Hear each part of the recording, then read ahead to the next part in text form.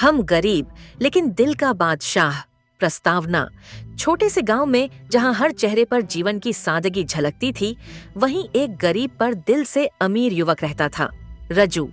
उसके पास धन दौलत की कोई भरपाई नहीं थी, पर उसके कर्म, मुस्कान और सच्चाई ने उसे गांव का दिल का बादशाह बना दिया था।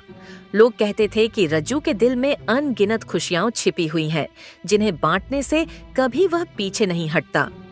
पहला अध्याय, रज्जू का जीवन। रज्जू का जन्म एक मामूली परिवार में हुआ था। बचपन से ही उसे मेहनत का महत्व समझाया गया था।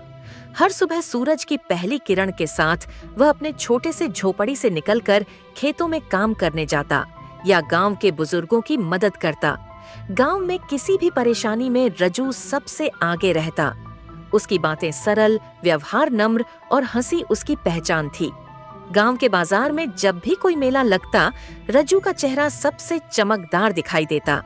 उसकी छोटी सी मुस्कान में एक अनोखी गर्मी होती, जो लोगों के दिलों को छू जाती थी। गांव वाले कहते, धन तो सबके पास नहीं होता, पर रज्जू के पास दिल का खजाना है। दूसरा अध्याय, किस्मत का मोड़। एक दिन गांव में बड़ा मेला लगा। सभी लोग खुशियां मनाने के लिए इकट्ठा हुए थे। मेला अपनी चकाचौंध के साथ आया था। रंग बिरंगी पतंगे, मीठे पकवान और हंसी ठिठोली से भरपूर माहौल। इसी मेला में रज्जू ने पहली बार देखा। एक नजर में उसे जैसे किसी परी का दीदार हो गया।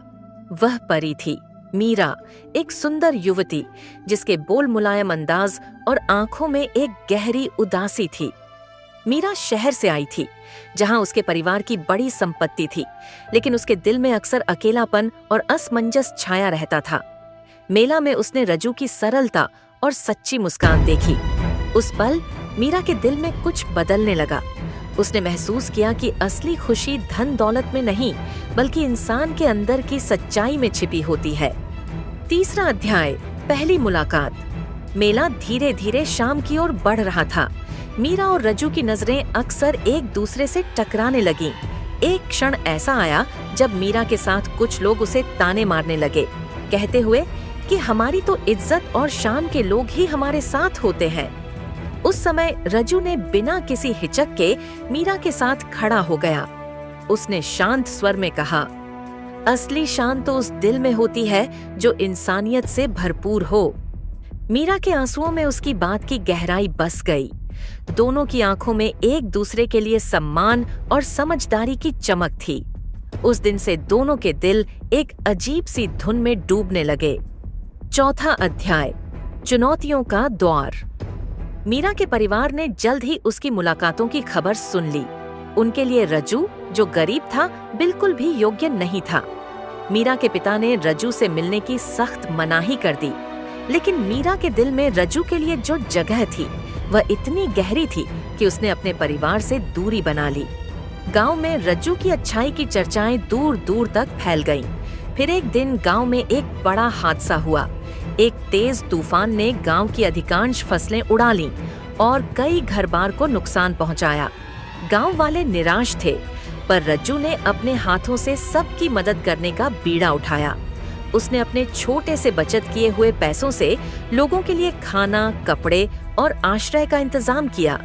उसकी इस निस्वार्थ सेवा ने लोगों के दिलों में उसकी जगह और भी पक्की कर दी। मीरा, जो गांव में अपने कुछ रिश्तेदारों के साथ आई हुई थी, ने देखा कि रज्जू कैसे बिना किसी स्वार्थ के हर किसी की मदद कर रहा है।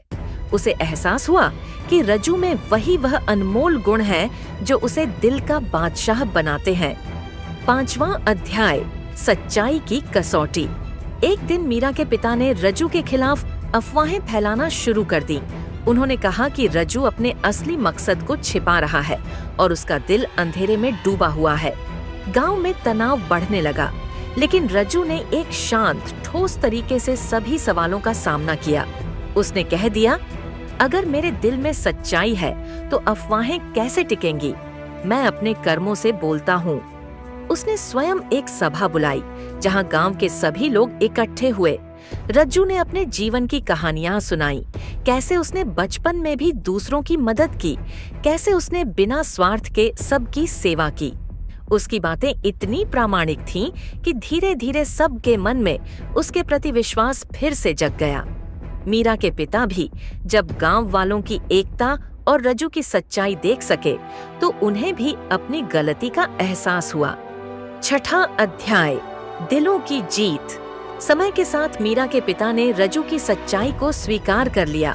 उन्होंने मीरा से कहा, अगर रजू में इतनी अच्छाई है तो शायद वही हमारे परिवार के लिए सही है। मीरा के दिल में खुशी की लहर दौड़ गई। दोनों का मिलन एक सुंदर रस्म के साथ हुआ, जहां पूरे गांव ने भाग लिया। शादी के दिन रजू ने अपनी पुरानी झोपड़ी छोड़कर एक नए जीवन की शुरुआत की। उसकी आंखों में वही सादगी थी, वही मुस्कान थी, पर अब उसके चारों ओर खुशियों की बहार थी। गांव के लोग उसे दिल का बादशाह कहकर पुकारते थे, क्योंकि उसने साबित कर दिया कि असली खुशी और सम्मान धन से नहीं, बल्कि दिल की सच्चाई से मिलता है। उपसंहार। रजू की कहानी आज भी लोगों के जुबां पर है। वह हमें यह सिखाती है कि चाहे हम कितने भी गरीब क्यों न हों, अगर हमारा दिल प्यार, सहानुभूति और ईमानदारी से भरा हो तो हम किसी भी मुश्किल का सामना कर सकते हैं। हमारी जिंदगी में सच्ची दौलत वही है जो हम दूसरों के साथ बांटते हैं। हम गरीब लेकिन दिल का बादशाह। इस कहानी में रजू की यात्रा ने साबित कर दिया कि इंसानियत की जीत कभी भी हार नहीं मानती। उसकी कहानी दिलों में उम्मीद की किरण बनकर चमकती रहती है और हर व्यक्ति को प्रेरित करती है कि सच्ची शक्ति हमारे अंदर होती है, जो कभी खोई नहीं जा सकती।